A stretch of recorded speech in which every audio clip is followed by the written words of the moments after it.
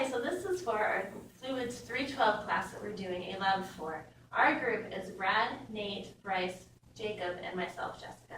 And what we're going to do is explain the Reynolds transport theorem for momentum, applying it to this situation right here, where we have a funnel on a cart, velocity running through it, and that will thus create a reaction force right here.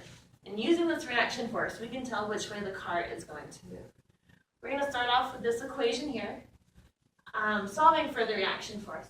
This first part here is a change in momentum in the control volume over time. The second part talks about the momentum flux through the control surfaces.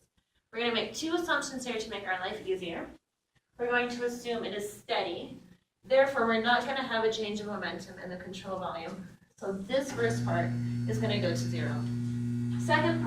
Second assumption is going to be incompressible and also inviscid.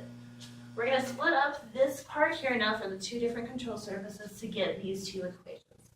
We'll go ahead and solve for the reaction force and get this using the normal forces. The rho is going to be the same for each control surface, so we're going to put it underneath the reaction force here. We can solve this part of the equation using conservation of mass, knowing that V1A1 is going to be equal to V2A2, and that's some constant. So we can go ahead and solve for the reaction force as CV2 minus V1. This C here is going to include our density. The first case we're going to have a larger area at the beginning of the cart and a smaller area at the end. Therefore, we should assume that V2 minus V1 is positive and the cart should move to the right. Let's head out to the hall and we can look how that works.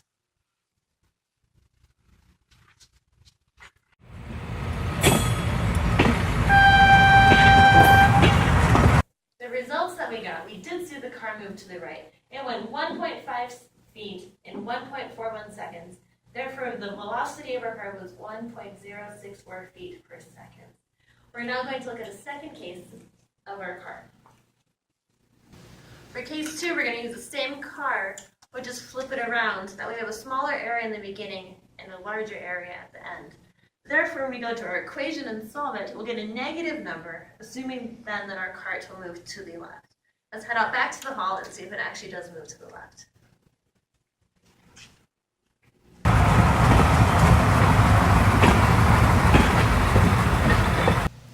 So, unlike we predicted, the cart did not move to the left, but we still got some data. The car again went 1.5 feet. It went in 2.97 seconds, so the velocity was 0.51 feet per second. So we did have the right assumption that it would move slower. So the reasons for failure is that we originally assumed it was an inviscid flow, but that is not necessarily true. We do have to worry about head loss. Head loss? What's that? Well, it's not premature balding.